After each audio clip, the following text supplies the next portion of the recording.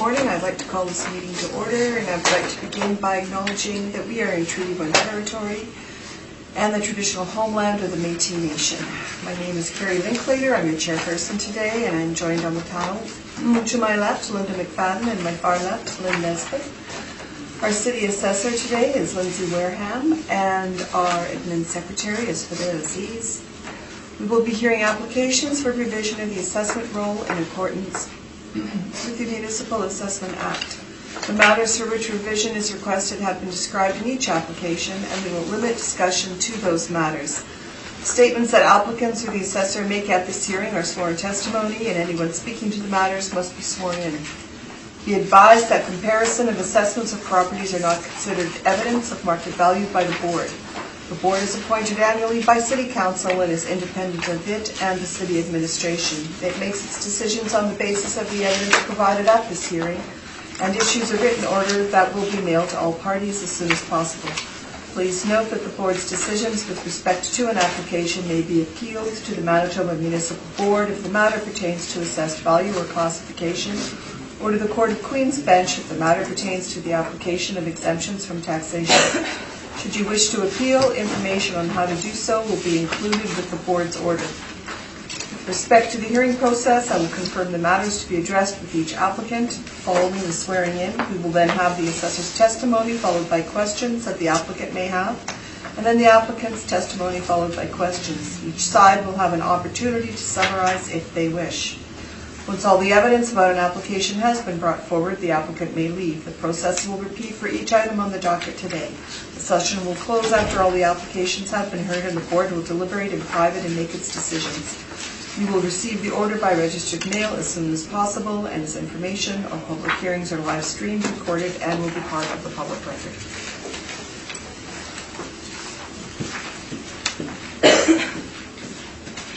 You'd like to start, Mark?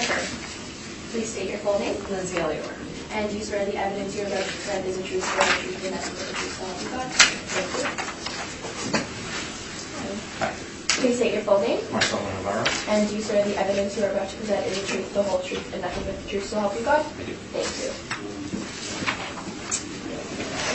Good morning, Mr. Navarro and Ms. Wareham. We will begin with property, looking at parking lots today on Broadway.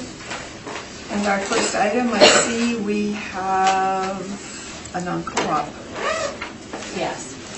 We're requesting the burden of proof be placed on the applicant for non-cooperation as per section 53(3)(b of the Municipal Assessment Act, and as a reduction in assessment is ordered that it follows section 54(3)(2) of the Municipal Assessment Act. If you turn to page 4 of my brief, we have their INE response information. They typically don't respond to the mailer. They didn't respond for the 2016 mailer. They requested an extension for 2018, which is why it says extension request. And if you turn to page 10 of my brief, you'll see a 311 inquiry indicating that they have 65 roll numbers and they would like an extension on them. Then our department contacted them and said that they would need a list of the properties that they're requesting an extension for. So they listed all of the properties. And then we have an email on page 15 with the extension letter request. On page 16 is the request giving the extension for the properties. And on page 17, the 8th property down on the list is the subject property. So roll number 12-092-473-000, address Broadway. And we have not received anything to date for this property. Therefore, we're requesting that the penalties be applied.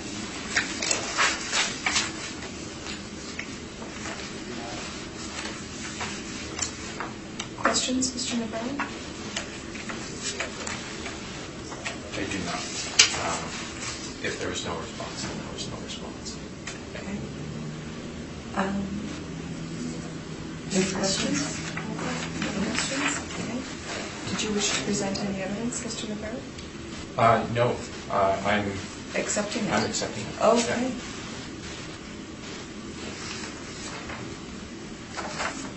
You would like to start us off then? Yes. This is 5968-055 Manitoba Limited, 0 Broadway, roll number 12092473000.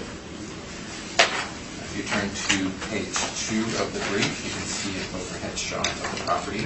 This is on the corner of, southwest corner of Gary and Broadway, right across from the Fort Gary Hotel.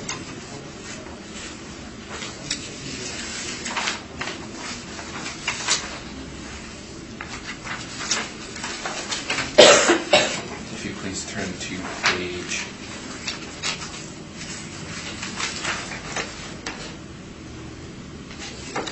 8 of my presentation. Actually, page 7. So we have a list of properties here. We have a median at $185 for the downtown. So that is the rate that we've gone with. We have a sample of expense ratios here. We've elected an expense ratio of 45%, so 25 stalls times $185 per month gross times 12 equals $59,940.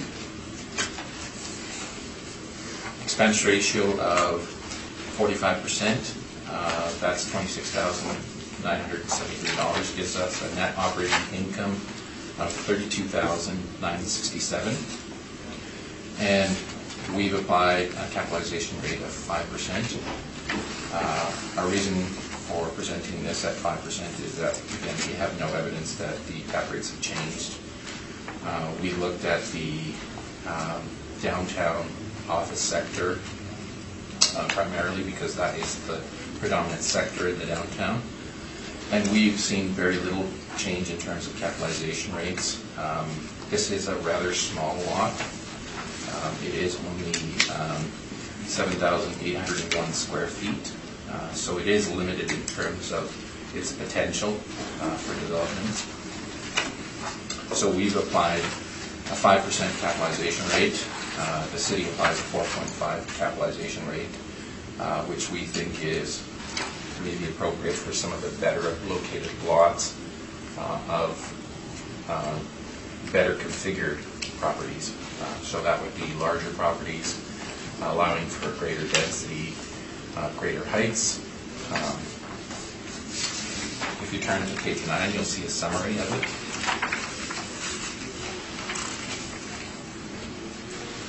The income value that we've proposed is $659,340. The current city assessment is $828,000. Going into the appendix, you can see the information on the lot. That is taken before the reference date. And then there is some information on the multiple use sector, and that is planning information. And I'm open for questions. Thank you. Ms. Warren? I only have one question. Did you count the stalls in this lot, Mr. Navarro? I did not.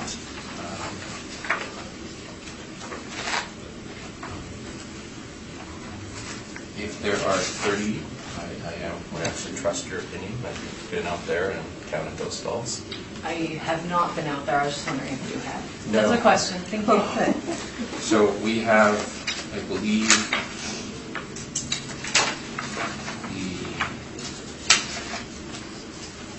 on the first page of the appendix, this is taken from the park. They've detailed it as 27 stalls. As Ms. Wareham will probably attest to, these counts are often wrong on these advertisements. But in this case, neither of us have been out there. Okay, thank you. Ms. Nesbitt, questions? Yeah, so just in terms of your math on page 8,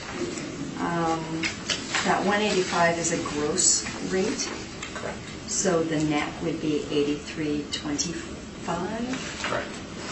using your 45%. And how did you come up with the 45%? 45% is a typical expense ratio for parking lots that we observe. So if you see above it, there's a chart that shows expense ratios for different lots that we've looked at. And we've come up with, again, here a median of 48.03, average of 47.58. 45 is what we went with. I think the city would agree that 45% is actually their observed expense ratio also for surface parking lots. Okay.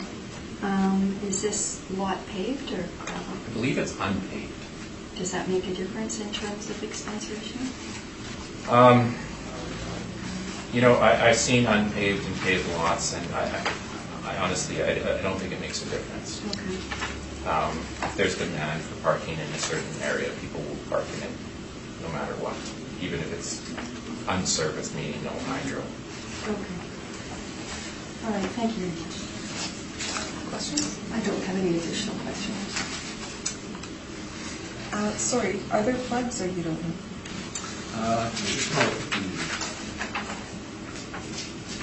Yep, it says that there are plugs. If you see on page, on the advertisement there, on the very top you'll see a bus, and next to it you'll see a plug. I don't know, it's on the top left-hand corner of the, right around here. Oh, the plug. The plug, there it is. All right, thank you.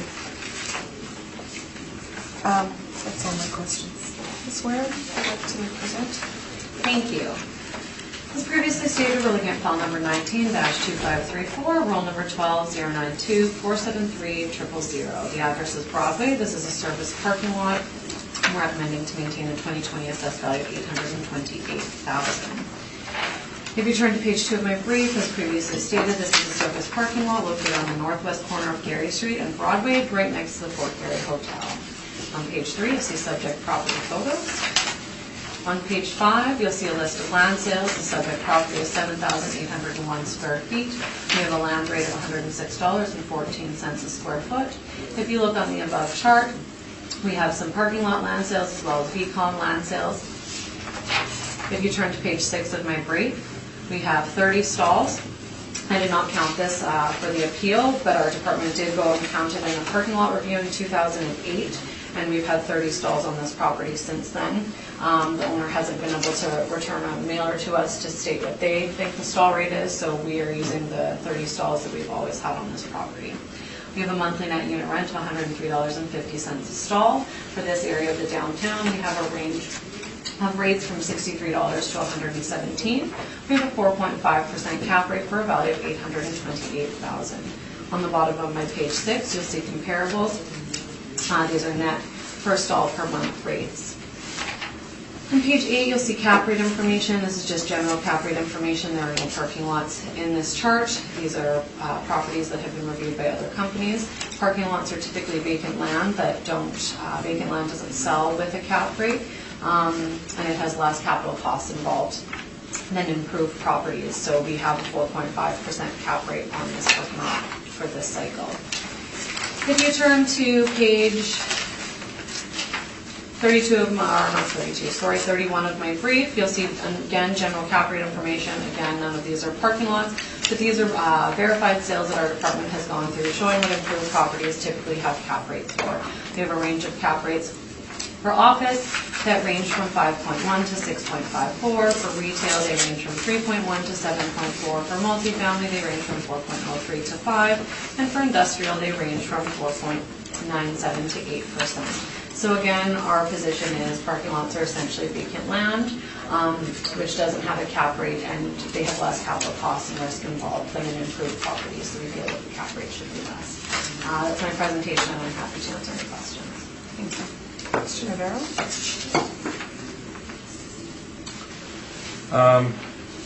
Subject sales on page 5. Which ones do you think are the most comparable? The most comparable to the subject? In terms of location, size. With respect to size, I would say the bottom 4, the VCOM parcels, because they are the lowest in size of the property. At 44 Hargrave, that's on the south side of Broadway, similar to the subject property. 220 Main is on Main Street, but it's only accessed via back alley, so it is small as well. Gary and Carlton, I would think the smaller size parcels, the top parcels that are parking lots, they're much, much larger, more developable sites. They're north of Broadway. So I think the most comparable would be the ones with the smaller square footage, similar to the subject. Okay. And 44 Hargrave is south of Broadway? Yes. Now, did it sell with any other properties? I don't believe so.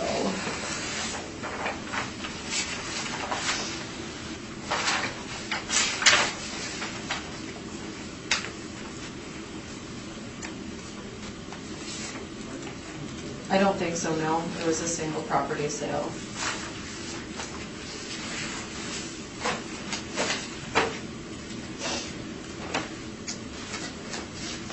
Seems like a bit of an outlier, don't you think, $142? We've listed a range. There's a range there of $78 to $142. We're just showing the sales. Okay.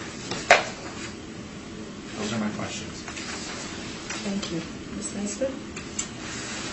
So the cap rate of 4.5 versus 5, what distinguishes this as a particular parking lot that would get a 4.5? We have 4.5 applied to all the parking lots in this area of our model. This is what's considered the inner downtown, and we apply 4.5% to all of them. So regardless, Yes. if it's within the downtown area, If it's within the inner downtown area. which is what?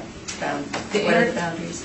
The inner downtown area, Sorry, am I looking at a map in your presentation? I'm going to describe it Okay. because it's not in the chart. It includes, it's the Broadway Assiniboine NCA, which is bounded by Kennedy Street, and it goes all the way to the river at the Forks, and then it goes up to sort of where Balmoral-ish is, and then it goes all the way up into the Central Park area, and then it goes all the way into the Exchange. I think Princess is the boundary, and then the outer downtown and the Exchange starts past Princess and on the outskirts past like Rupert area.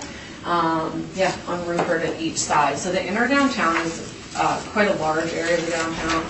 Mr. Navarro has seen this. Do you oppose to me holding this map up, Mr. Navarro? Oh, sorry. Do you oppose to this? Me holding up our parameters. So the inner downtown is the green area. The outer downtown is slightly outside, sort of the U of W area, the Health Sciences Center Hospital area, and then the St. Boniface Hospital area. Okay, thank you. That's all the questions I have. No, I have no questions. So the green area, any parking lots within that area are going to be 4.5 for a cap Correct. rate. And the yellow are going to be, The yellow is 5% for this cycle. So last cycle, we had the inner downtown and the outer downtown at 5%. right, And we had the suburban sort of everywhere else at 6%. This cycle, we have the inner downtown at 4.5, the outer downtown at 5, because we recognized that there was sort of a difference between those two areas with respect to location, risk factor with respect to parking. When you're in the core of the downtown, you have less risk involved. People are wanting to park there. There's events, there's things going on, there's restaurants. Whereas when you get further to the outskirts of downtown, similar to the hospital and the U of W area, there's less things going on there, so there's more risk involved in having people come and use your parking lot. So we've left that at 5% this cycle, and the inner downtown we have moved at 4.5.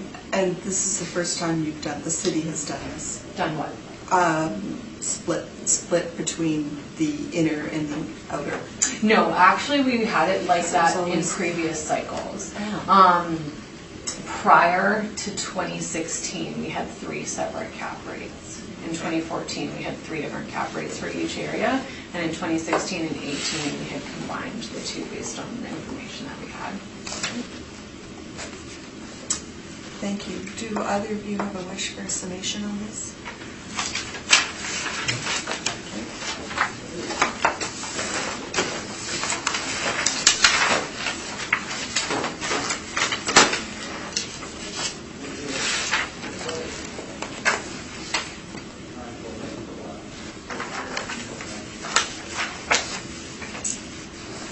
we'll move on to 50 Gary Street, which also has a non-co-op.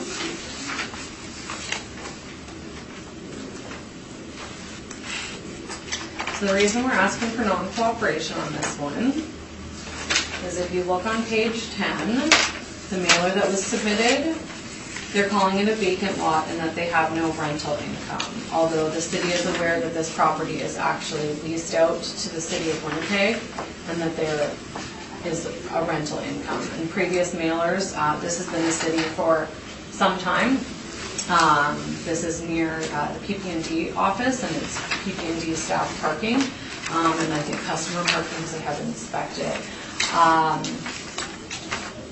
And so in previous mailers and submissions, there was an income that was reported on these mailers, and there isn't an income, and they're saying that there's zero and that it's a vacant lot, so they haven't responded to what's going on here. So we're having to ask for non-compliance because they haven't actually reported what's going on here, and we are aware that there is income happening as it's leased out to someone who's not this owner.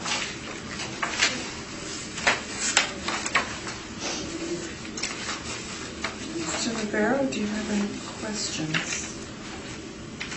I don't have any questions, but just to comment on this, we tried to find out exactly why this was done. We're still waiting for a response from Tim, the owner. So at this point, I think what we'll just ask for is that the non-compliance be confirmed. Simply because we have no response on it. There is a possibility that this property is fully exempt, and that is the reason for it. So once we find out exactly whether those city leases are still active and get confirmation in terms of the lease, we'll provide that to the city, and then the property should go exempt. If you'd like to, if you're accepting them, if you want to start us off.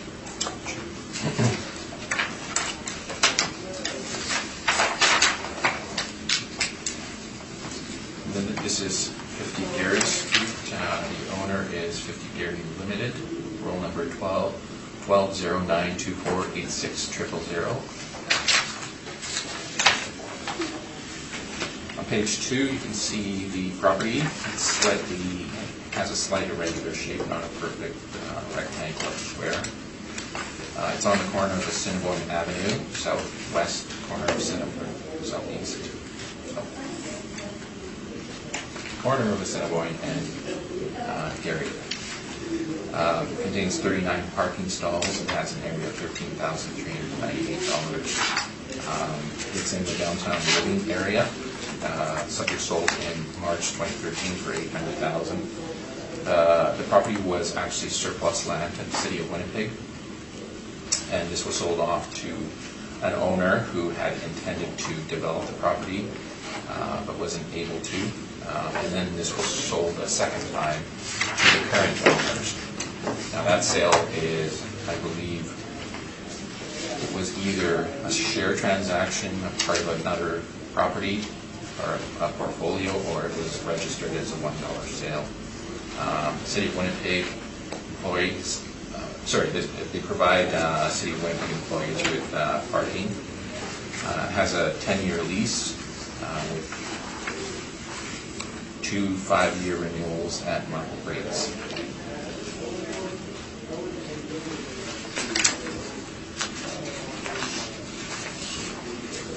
If you turn to page 7, again, we've chosen a rate of $185. So 39 stalls at $185 times 30 times 12 months, that's $86,580, an expense ratio of 45%, and a net operating income of $47,619. For the purposes of this report, we used a capitalization rate of 5.5, and the reasoning for that is it's in a different sector. In terms of the density, you would not be granted as much density as you would in the multiple use sector. There was a previous owner who tried to develop this property and wasn't able to successfully. Now it's simply acting as parking for, essentially accessory parking for another property. Whether it's the apartment building or Fort Erie Place, where City of Winnipeg employees work, it's acting as accessory parking for one of those two properties. And that is what we're going to try and find out, is whether it's still an active city lease or whether it's part of the apartment building. And we feel it's actually part of the city lease, but again, we think it should have a cap rate more consistent with the property types around it, rather than 12.5%.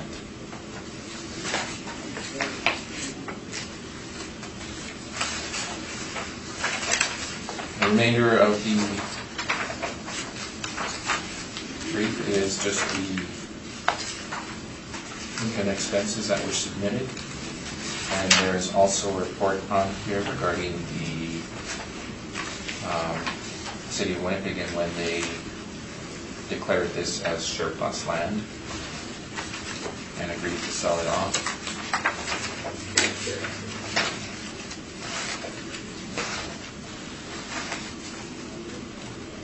And there is also zoning information on here in the downtown living sector.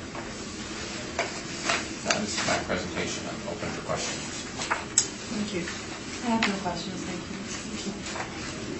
Ms. Nesbitt? I have no questions. Mr. McFadden? So the entire lot is leased, if the individual stores are not leased, the entire lot is just leased to the city? Yeah, and that's what we're trying to confirm, is whether it's still an active lease. If it is, which it likely is, we'll have another talk at some point. We'll provide that information to the city, and it will likely just be exempted. Thank you. Thank you, and I have no questions. Ms. Whitman, if you want to proceed. Thank you. As stated, we're looking at file number 19-1831, roll number 12-092-486-000. The address is 50 Gary Street. As stated, it's located on the northwest corner of Assiniboine Avenue and Gary Street. This is a surface parking lot, as previously stated, with 39 parking stalls. If you turn to page 5 of my brief, you'll see the subject property is 13,398 square feet at $85.52 a square foot. We have market land sales above that in the chart. On page 6, you'll see the income for the subject property is 39 stalls with a monthly net unit rent of $103.50 a stall with a 4.5% cap rate and an income value of $1,076,000. If you turn to page 10, you'll see the mailer that was submitted, and if you turn to pages 14 through 22, you'll see typical rates for South Broadway parking lots that are advertised as of the reference date of April 1st, 2018. And the addenda of my brief, as previously stated on page 26, you'll see cap rate information. I'm happy to answer any questions. Mr. Navarro? I have no questions. Ms. Nesbitt? I have no questions. Ms. Whitman, in terms of the cap rate, which reflects the risk to the owner, it's your view that there is really not any additional risk related to development or non-development of this because it is fully leased for parking? We have a 4.5% cap rate for the inner downtown, and we apply that to all the parking lots, and there is a lease on this property, and we think 4.5 is appropriate. Okay, thank you. Did you have a chance to inspect this lot? I inspected this property in 2017 because there was some discussions in the 18 appeal as to the number of stalls. I don't know the exact date, but I counted it last cycle. Maybe we're both there. Sorry, I was just going to redirect to you and ask you if you had a chance to inspect it. Okay, thank you. I don't have any further questions. Any wish for a summation on this?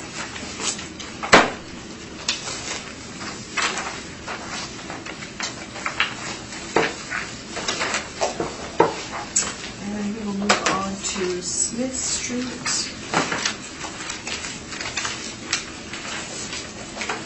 And Ms. Wareham. Thank you. We're looking at file number 19-2481, roll number 12092513-100. The address is 0 Smith Street.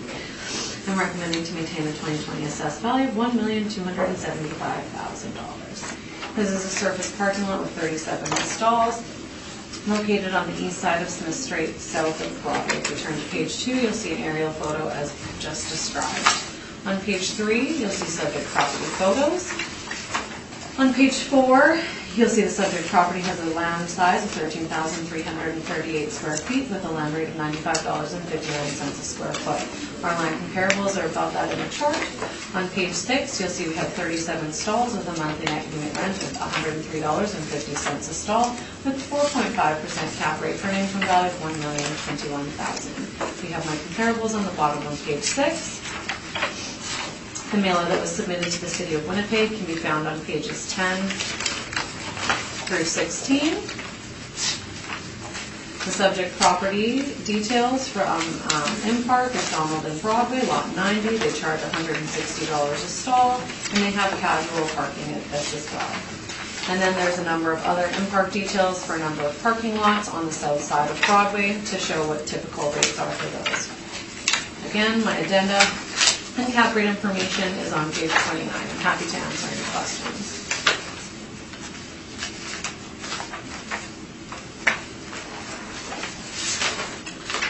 Do you think that the configuration of this lot lends itself to development in the future?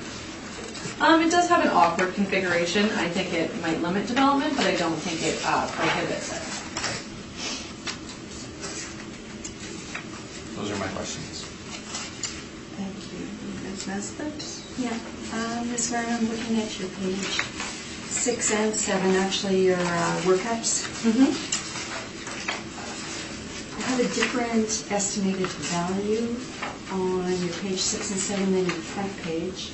Yes, our model defaults to the land value, and so the land value is the $1,275,000, so that's that $95.59 a square foot.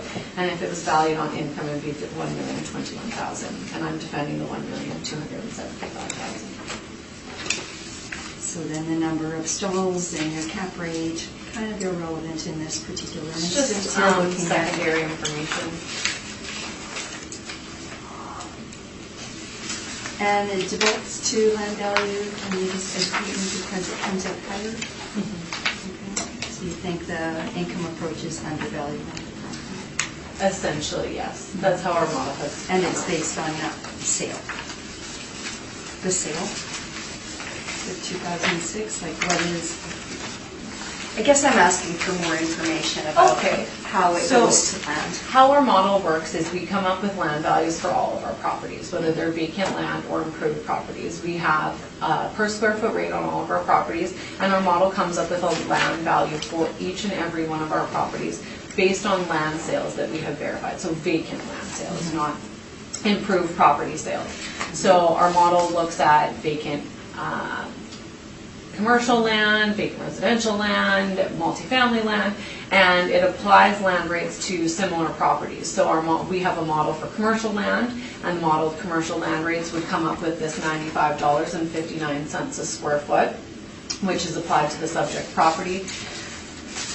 What goes into the model and how the model comes up with that $95.59 a square foot, I don't know. It's similar to how our rent models work. The modelers do all of that, and that's the number that's in the system. And then my job is to look at that number if the property comes under appeal, and I've looked at this $95.59, and then I have to look at land sales in the area and find if we have comparable land sales, if we can defend that rate, and then these are the sales that I have chosen to provide to defend that $95. Thank you. I have no additional questions. And neither do I. Actually, may I direct one question? Absolutely. Yes, I'm just looking at the land sales again on page 5, and you have a set of surface parking lot sales here, and I'm assuming the last 4 properties are just vacant lots, correct? Mm-hmm. Are you aware whether there are any buildings on these properties? I can tell you very quickly. There's not a building on 286 Gary. It is a vacant parcel. It's typically used for parking. The Carlton one does not have any buildings. 220 Main does not have any buildings, and 44 Hargrave does not have any buildings. Now, would there be additional costs associated with putting a parking lot on here? I have to look at them because one of them is essentially a parking lot. 286 Gary is a parking lot that is paved. The Carlton one is a parking lot that is paved. We just have it classified as vacant land. The Hargrave one is not paved, so there would be additional costs. And 220 Main also is not paved, and there would be additional costs involved if you wanted to make it a parking lot. Okay. Okay, thank you. Thank you. If you would give us your presentation, Mr. McLeod.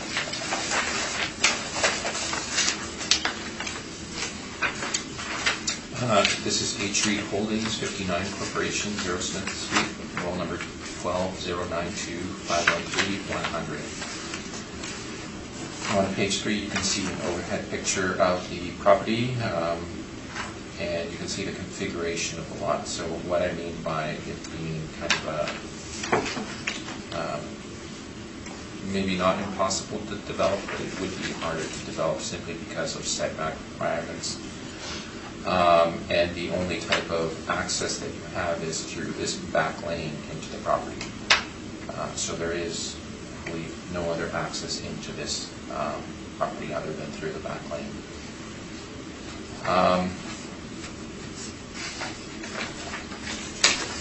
And again, this is 37 stalls, 13,338 square feet. Zoning is downtown living. And the last recorded sale on record was in March 2006 for $11 million. Of course, this property did not sell for $11 million. It was part of a portfolio sale that sold for $11 million. So the portfolio included 2 parking lots, 1 walk-up apartment building, and a large office building located at 280 Broadway. And that is just ahead of that. So right on the corner of Broadway and Smith Street, on the southwest corner, you'll see a large office building there, and just below it there is a parking lot attached to it. So those 2 came as a package.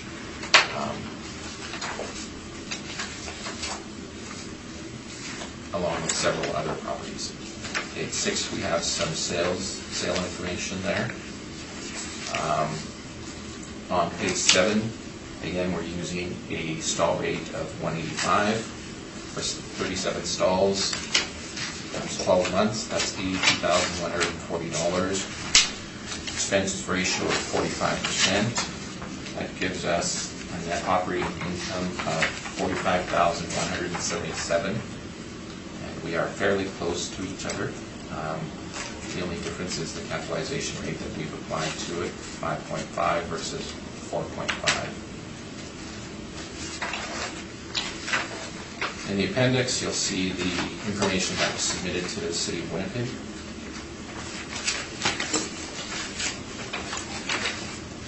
And there is also some zoning information pertaining to the downtown living sector. I am open for questions. Thank you. Questions? I have no questions, thank you. Ms. Nesbitt? I have no questions. Mrs. Spivey? So based on your NOIs, you're actually very close on the income approach. However, Ms. Wareham's not defending the income approach. She's defending a different value based on land. Do you have a comment around that approach? I think you can go with either approach. My experience, having gone to the municipal board, is that ultimately the income approach is hard to defend, simply because the capitalization rate issue is hard to defend. And ultimately we do flip to land sales at some point. Now we're trying to support the income approach. However, when we look at land sales, There's a lot more in terms of variables that we have to look at. We have to look at the possibility of development for that property, the configuration of the lot, where it's exactly located, what zoning sector it sits on, what the density would, the allowable densities in that area. So again, the sales differ in terms of what it sells for, and Ms. Wareham's sales range, no doubt. They're ranging from $69 at the low end to $142 at the high end. I've got a set of sales there too. And these were specifically parking lots. And the issue with a lot of these sales is that they're not selling for their current use, which is the parking. They're selling for future and higher, better use. So that is often what spikes the value of some of these properties. If you look at the highlighted 3 properties here, those are properties on page 6. Those are properties that I simply couldn't discount.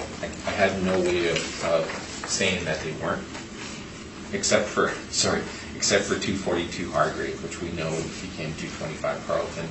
That was a large-scale development that became True North. But that sold for $96.98. That's a larger lot. And then there's 2 above it, Smith Street and Gary Street, 155 Gary Street. Again, these are slightly larger lots, but they're also better positioned or better located. Even if they were parking, they would attract a higher value, I think, simply because they have a higher income potential.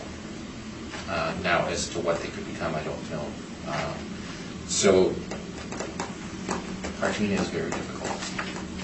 Coming up with a value for it. There's no, I wish there was a golden rule to it, like income-producing properties like apartment buildings or office buildings. It's fairly easy to come up with a value for those types of properties.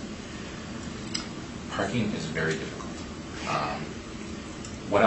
As a general rule of thumb, I tend not to oppose what Ms. Wareham says when the property is a good configuration in a good location that I think has a future potential for good development. Right. I tend to disagree less with her in those situations where I think it's not in a great location and has less possibility of being developed. We tend to have more arguments. So. Thank you. Sorry, That's okay. I went on tangent there. It was a summation almost. Yeah. So, I'm done, any yeah. further? I just wanted to clarify, you said on this property that it had poor access. The only access, if it were to be developed, is through the back lane? Is that- Yeah, so if you look at the picture the overhead picture on page 2, now there is an apartment building here, a little walk-up apartment building on the side there. Sorry, just to this one? Yeah. Okay.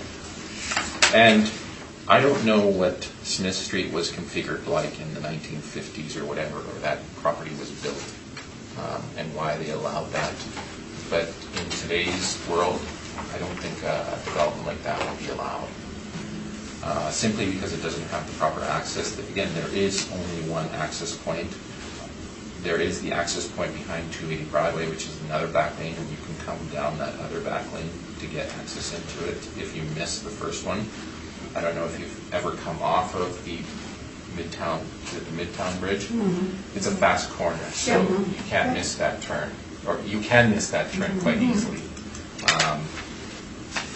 So that's what I mean by it having poor access.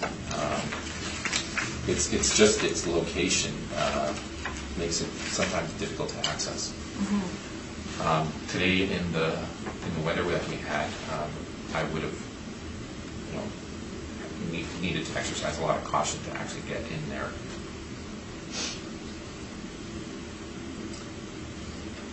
It took a lot of caution to get anywhere this morning.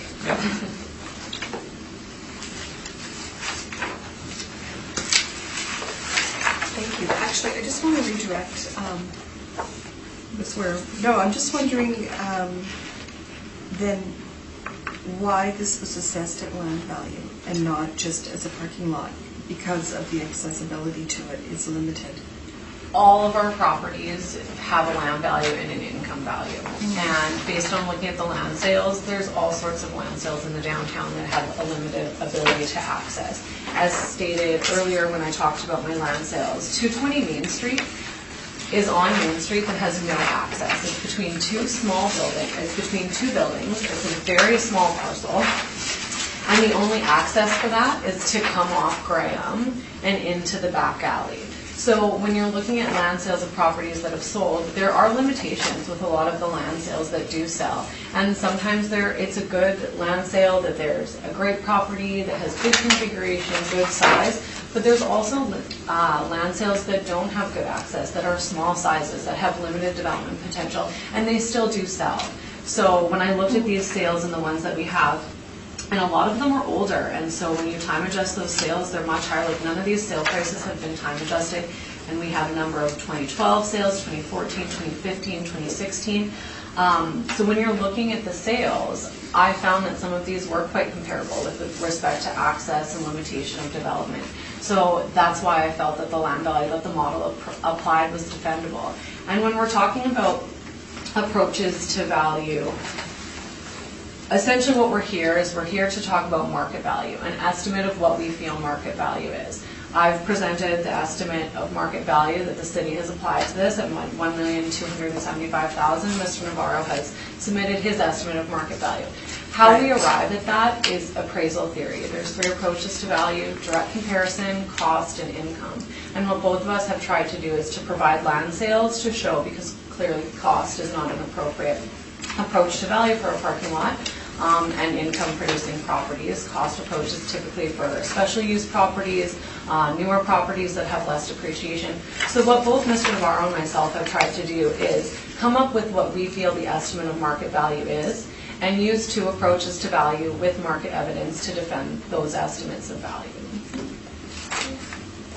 Thank you. No wish for a summation?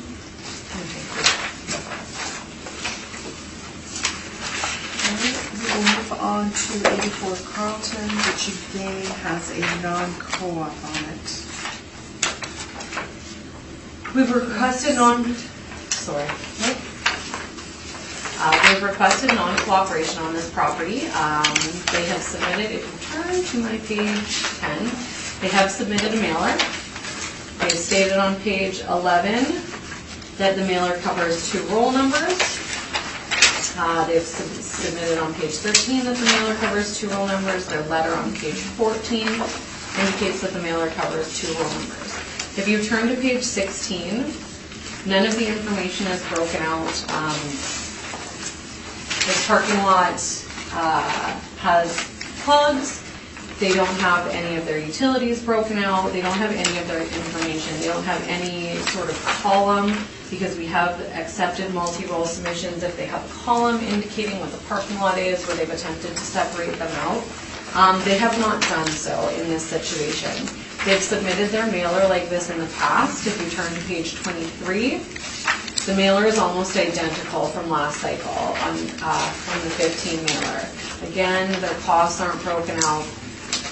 Their information can't be separated out. We can't figure out what their expenses are on this property, what their income is on this property. And I know that boards make different decisions all the time, but what I was trying to, I submitted the board order on page 34, and it was not to say that the panel today has to follow that. The reason I submitted it is to say the owner is aware of the penalties involved when they fill out a mailer this way. Because they filled out the mailer in 2015, I requested the penalties, it was applied, so the owner did receive penalties for doing this. So they are aware of the implications of submitting a mailer like this. So that is why I included that. I was not including it to say that the board has to follow that. I was just saying that this is, I asked for this last cycle. the owner is aware of the penalties involved, and our department is unable to use the information as it was provided to us. So we have requested non-cooperation again this cycle. Okay, thank you. Mr. Navarro? Questions? Would you say that these two properties are contiguous to each other? They're contiguous with a back lane between them. Okay. Now, if we look at, sorry that I'm going to ask you to turn to your previous brief. On page 2, you can see a picture of 280 Broadway, correct? On the corner of Broadway and Smith Street.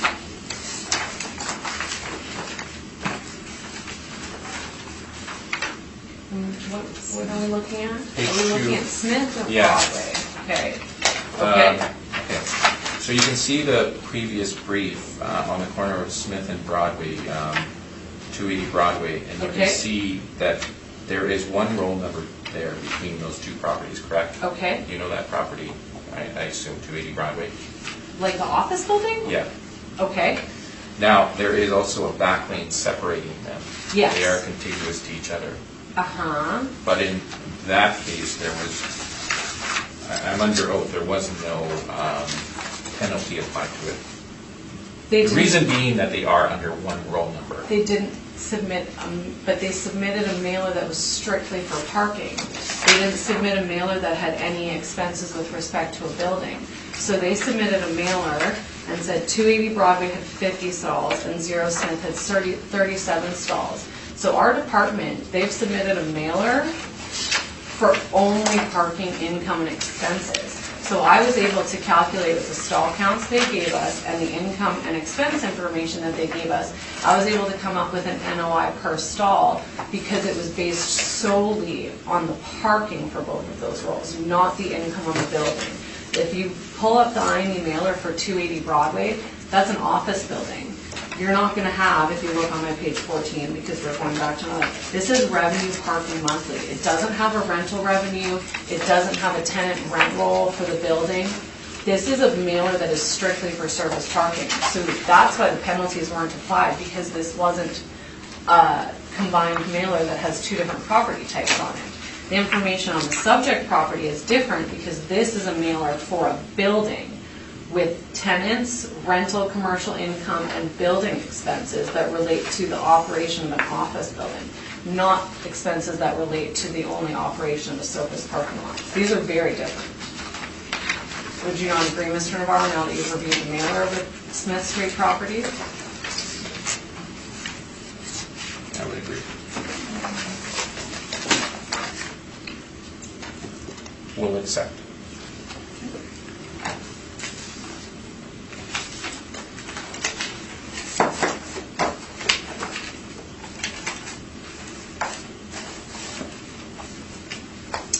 If you would like to proceed then. Sure. This is the Shawano Wapunong Building Incorporated, 84 Carlton Street. Roll number 12092624000. And then you can see a picture of the parking lot there on page 1. And this is a 42-stall parking lot, 99,035 square feet. Zoning is described as downtown living.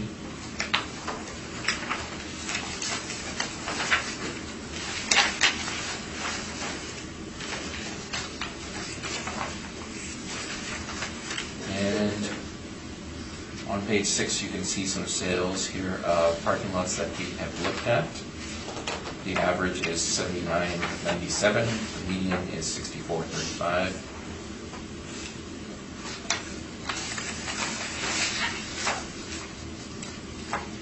On page 7, you can see the parking rates that we've looked at, and the median is $185. And the expense ratio that we've chosen is 45%. So we have 42 stalls at 185 times 12 months, that's 93,240. Expense ratio of 45%. equals $41,958 in expenses. Net operating income of $51,282. We've used a capitalization rate of 5.75 here.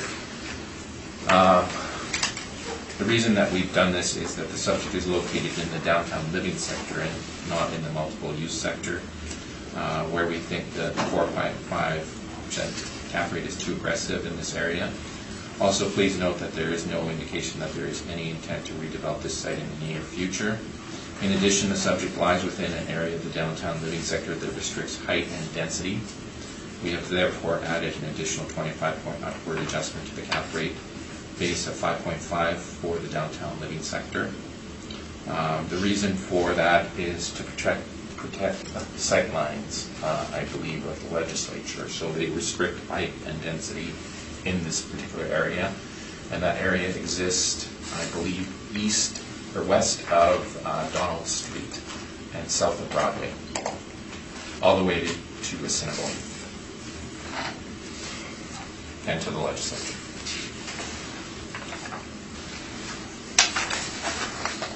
The resulting value is $891,861.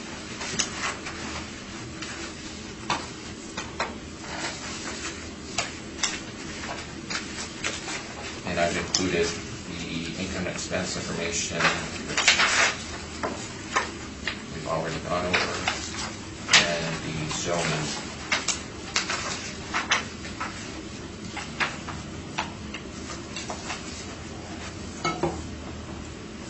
On page 69 of the zoning area,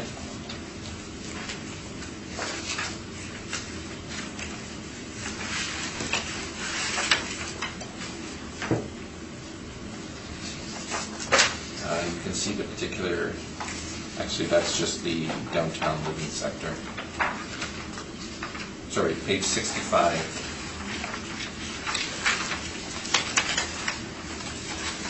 It'll be a page that looks like this right here. Yeah. That is the area that we are looking at, the South Broadway subsector, that restricts height and density.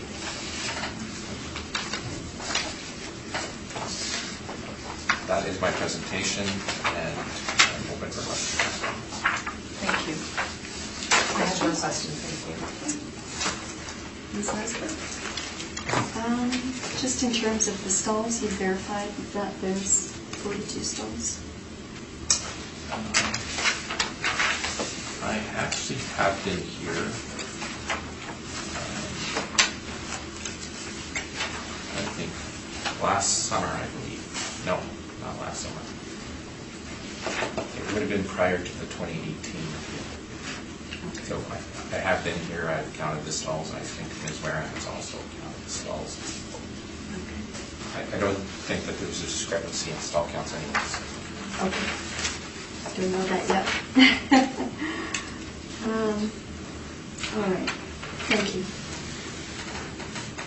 Okay. I have no question.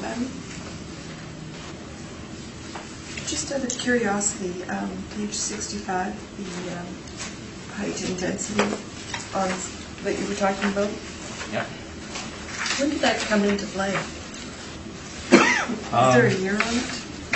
Well, the downtown zoning bylaw was enacted in 2004, so it would have been at the time as the zoning bylaw was enacted. Nope. Right here. Added 34/2014. There are some buildings that exceed that, I think, in that area already. Yeah. Some are grandfathered, obviously, yes. Okay. Thank you. Ms. Warren? Thank you. As stated, we're looking at file number 19-3349, roll number 12092-624000. The address is 84 Carlton Street. I'm recommending to maintain the 2020 assessed value of $1,008,000. If you turn to page 2, you'll see an aerial photo of the subject property showing its location on the west side of Carlton Street, just south of Broadway between Edmonton and Carlton. If you turn to page 3, you'll see subject property photos. If you turn to page 5, you'll see the subject property is 9,035 square feet, and our land sales are on that page.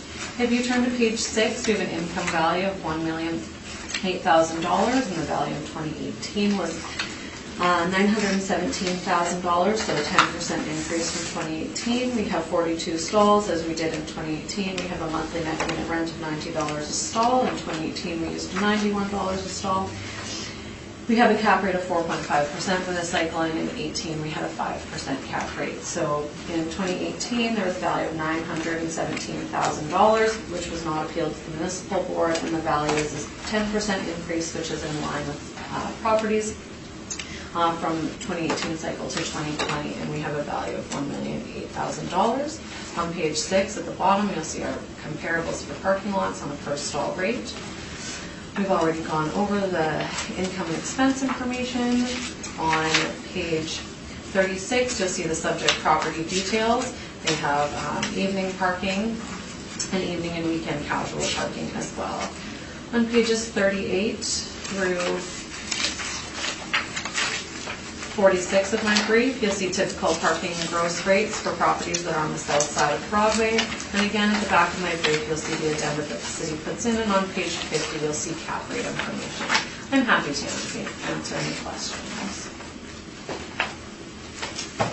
Was this based on land value or income?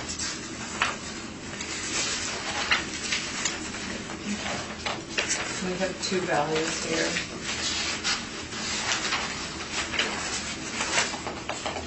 Both values are $1,008,000. I don't know which one it was based on. Again, we're talking about an estimate of value, and my estimate of value is $1,008,000, and my supporting evidence from the market is found on pages 5 and pages 6. But again, my estimate of market value for the subject property is $1,008,000. No questions. Ms. Weston? No, I have no questions. No questions. Just one. I believe this lot, sorry, I gotta find it again, doesn't have plugs. This lot does have plugs. Okay, I'm just trying to find them.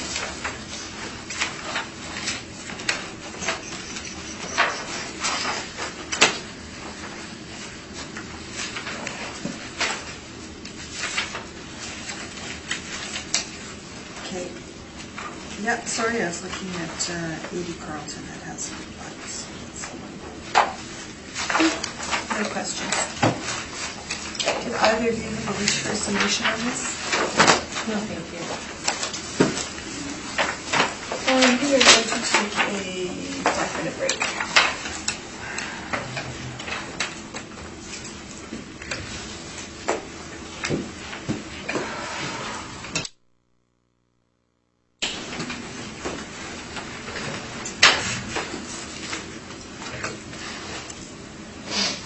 I'll call this hearing back to order, and we are going to hear Donald Street next. Thank you. We're looking at file number 19-2845, roll number 12-092-539-500. The address is Donald Street. I'm recommending to maintain a 2020 assessed value of $1,725,000. This is a surface parking lot located on the west side of Donald Street between Hargrave Place and Broadway. If you turn to page 2 of my brief, you'll see an aerial photo of the subject property. On page 3, you'll see subject property photo. On page 5, you'll see the subject property is 13,398 square feet.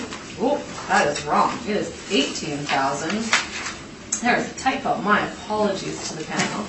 18,050 square feet. I wonder if my math is wrong too. I'm going to venture to guess that it probably is. So just give me a moment. It is. So disregard the subject property information. We'll cross it off. That changes the land value too. And the land area is 18,050 square feet with a land rate of $95.57 a square foot. Not 83? No, apparently I copied and pasted it from a brief and failed to change it, so my apologies to the panel. So 95, $95.57 a square foot. okay. If you turn to page 6, you'll see we have 68 stalls with a monthly net unit rent of $95.15 a stall with a 4.5% cap rate for a value of $1,725,000. Again, our parking model for this area ranges from $63 to $117 a stall. On the bottom of my page 6, you'll see parking stall rates on a net per stall per month basis. On page 10, you'll see the income and expense information that was submitted by the owner.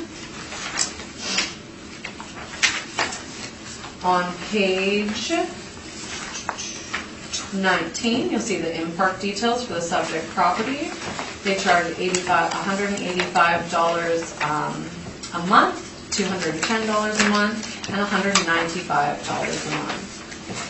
If you apply a 45% expense ratio to that, the net rate would be $101.75, ranging up to $115.50. At the reference date, there was a wait list for all of those monthly parking types at the subject property.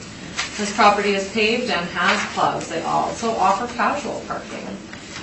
At the end of my brief, you'll see our addenda. On page 31, you'll see general cap rate information. I'm happy to answer any questions.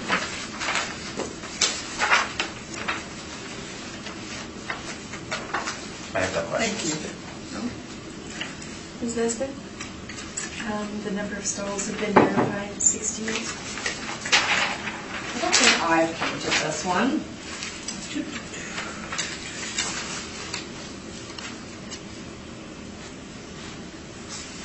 The number of stalls at 68 was verified in our parking lot review in 2010. I have not personally counted the stalls in this lot, but I do not believe there's a discrepancy in the stall count between myself and the applicant. Okay, thank you. I have no question. And I have no questions. Mr. Rivera, would you like to present? This is 4004639 Manitoba Limited, 0 Donald Street. On page 2, you can see a picture of the parking lot at the street level, and an overhead on page 2. And this is 68 stalls, 18,050 square feet. I was there just a couple of weeks ago and verified the stall count. Zoning is described as downtown living under the zoning bylaw. Sales search was completed, and there are no recent sale transactions for the subject. On page 4, you can see some sales information that we've compiled. Average is $79.97, median is $64.35. The average rate here is $185. We've gone with that, so 68 stalls times $185 gross times 12 months. That's $150,960 gross. An expense ratio of 45%, $67,932. Gives us an income value of $83,028, which works out to 101.75 per stall net. And as with the other downtown living sectors, we've applied a base of 5.5 to it, not the 4.5 that the assessor has used. The end value is $1,509,600. The value that we're requesting is $1,510,000. And we've provided the income and expense information for this property and zoning information. And I'm open to questions. Thank you. Questions? I have no questions, Mr. Manager. I have no question. Oh, sorry. I do. So for this one, on the cap rate, you did not apply a premium of it being in the downtown living sector like you did the previous one. Is there a reason for that? Yes, because it is actually west of that, or east of that, that zone there that we looked at.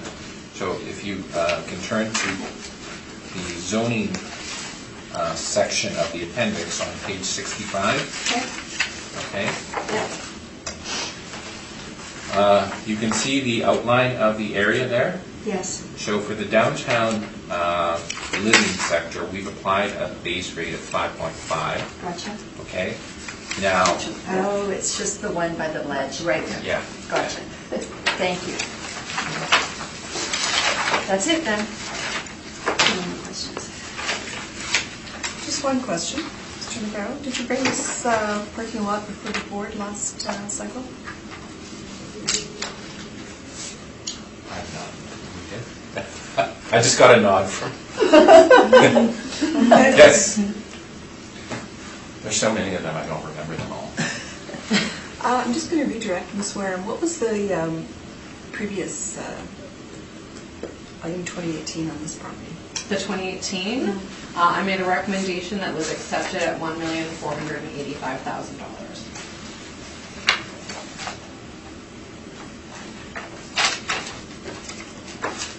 Okay, thank you. Kind of a 5% cap rate, correct? The last in 2018, I believe you said. I can tell you exactly what my recommendation was based on because I write notes after all my appeals. The value was based on 68 stalls at $91 a stall with a 5% cap rate. Great, thank you.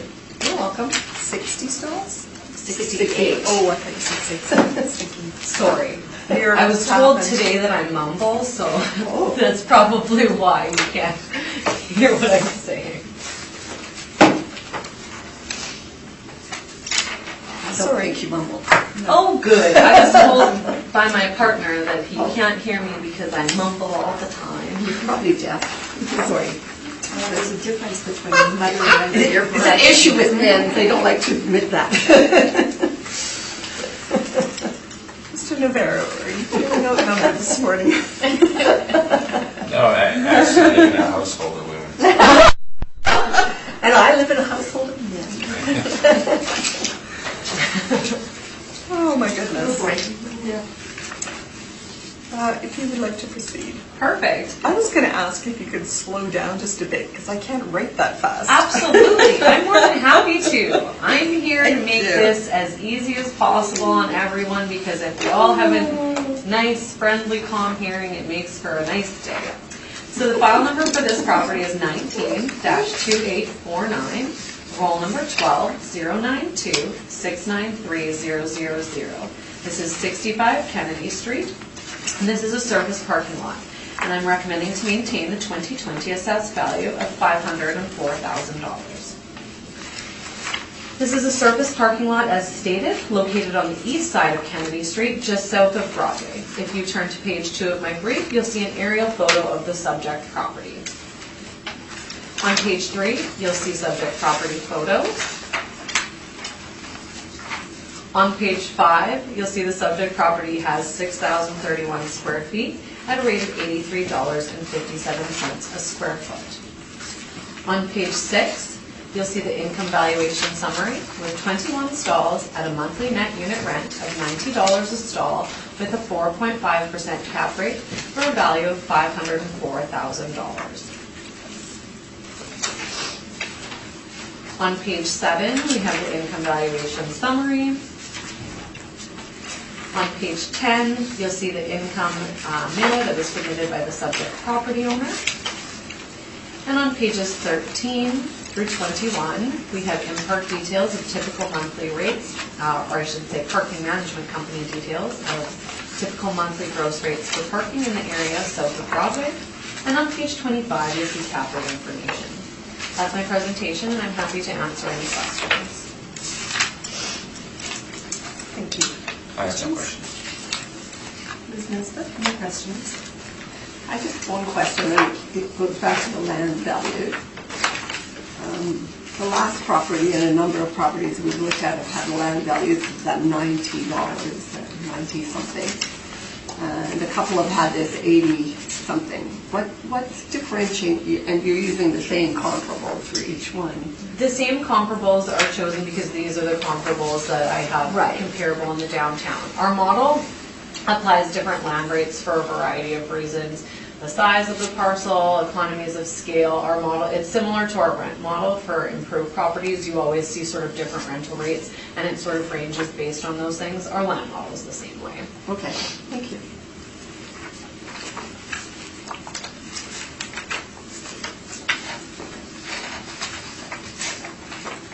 And I have no questions. Thank you.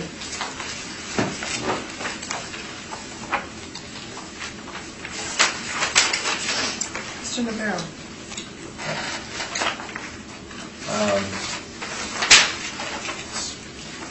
Peregrine Equities Limited, 65 Kennedy Street.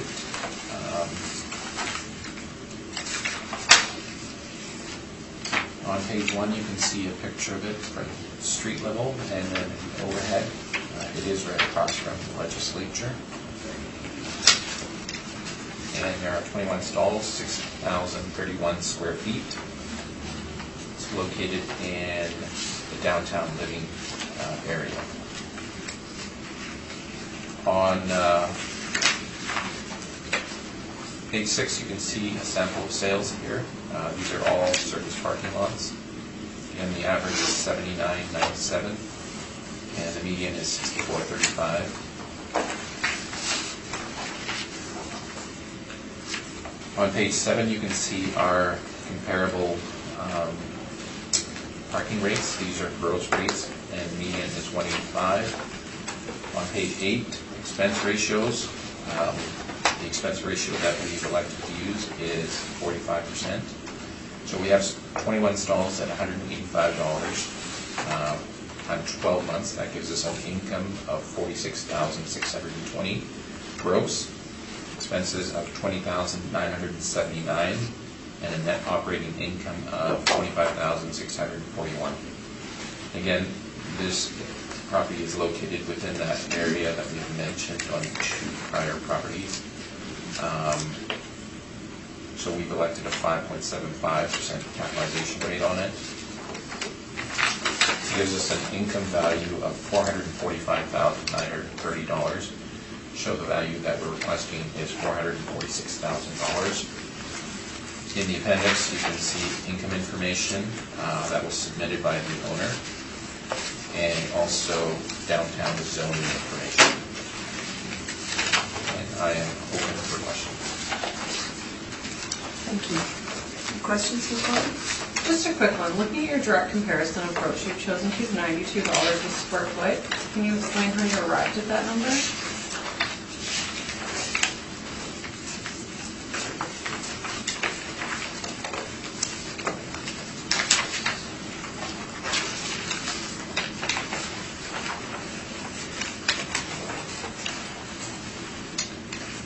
So on page 5, you can see an explanation there. Okay. Pre-sales highlighted in yellow below. On page 6, represent high end of the market for surface parking lot. 2 of the sales appear arm's length, not purchased for development. 242 Hargrave Street was motivated and bought for development with a plan to develop the tower. Our subject is not located in the multiple use sector. The multiple use sector allows for a greater range of potential uses at higher density, although there is no indication that our subject will be developed in the near future. Therefore, we have made a qualitative adjustment downward on the price per square foot based on the sales review. We believe that 92 per square foot is fair and represents the assessed value as of April 1, 2018, based on $92 per square foot. That gives us an income value $555,000. However, we've defaulted to income in this case. And again, that is based on those 3 sales that we looked at, which are in better locations, have higher densities allotted to them. So a slight typo there, I think. What I was intending to say is that this is what the land value is based on. However, we have defaulted to income in this case. Thank you. Ms. Nesbitt? No questions. I have no questions. And I have no questions on this. Wish consideration?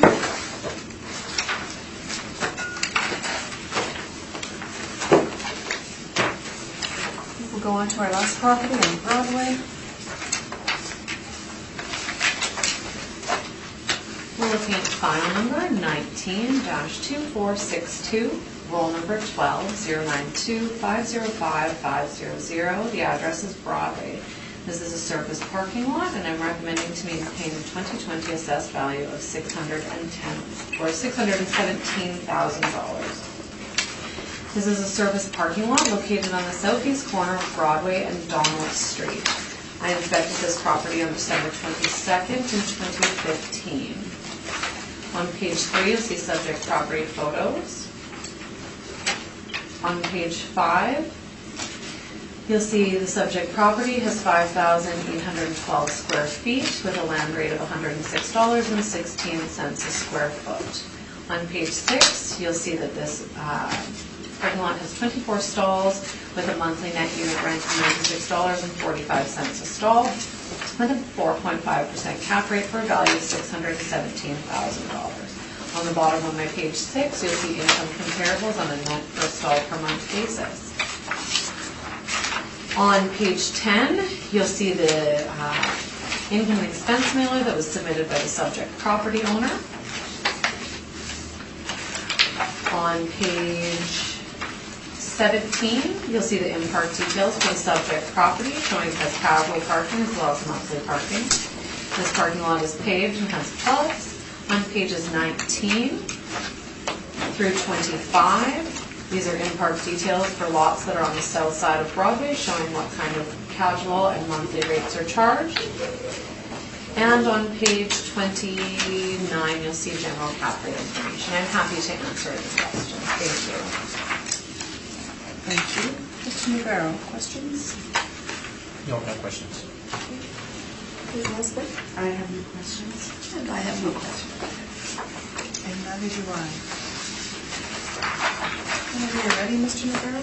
Okay. This is 3671-705 Manitoba Limited, 0 Broadway. And on page 1, you can see a street view of this parking lot. What I will say is that these two properties, as is reported in the income expense mailer, the owner is submitting for two properties. Parking lot that is right on the corner of Broadway and Donald Street, which has the marker on it, the red mark on it, and the parking lot just below it.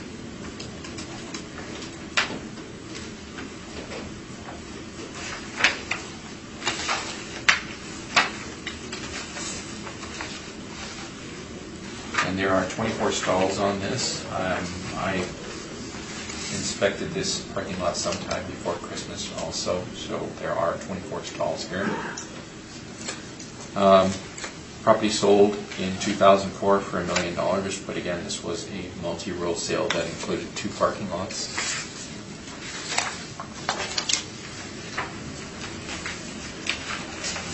Page 6, you can see some downtown comparables. Some parking lot comparables. We have an average of $79.97, a median of $64.35. Parking rate at $185 on page 7. Expense ratio 45%, so we've applied $185 to this, 24 stalls times 12 months. That gives us a gross potential of $53,280. We've applied a 45% expense ratio of $23,976. That gives us a net operating income of $29,304.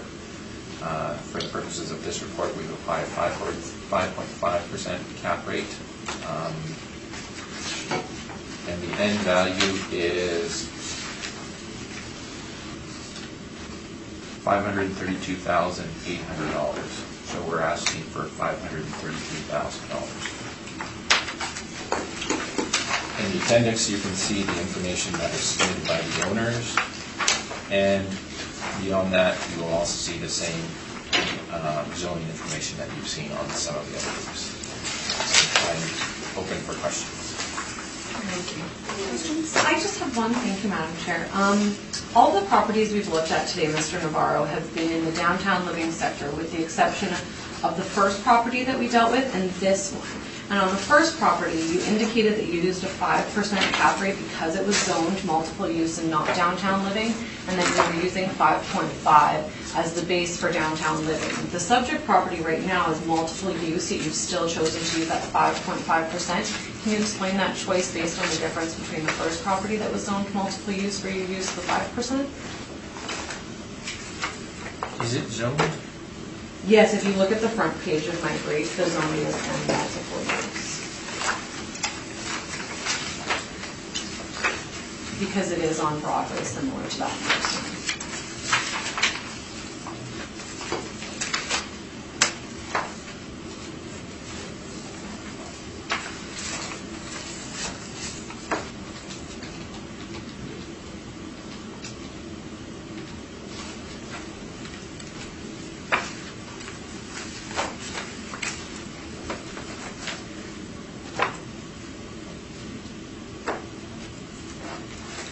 Based on that information, I would revise it to 586,000 based on a 5% capitalization rate. I agree with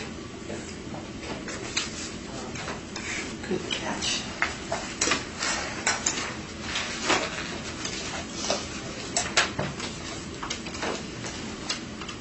Any more questions, Ms. White? No, that was my only question. Thank you, sorry. I was writing the notes It's okay. down. Ms. Nesbitt? No questions. I do not. And I have none.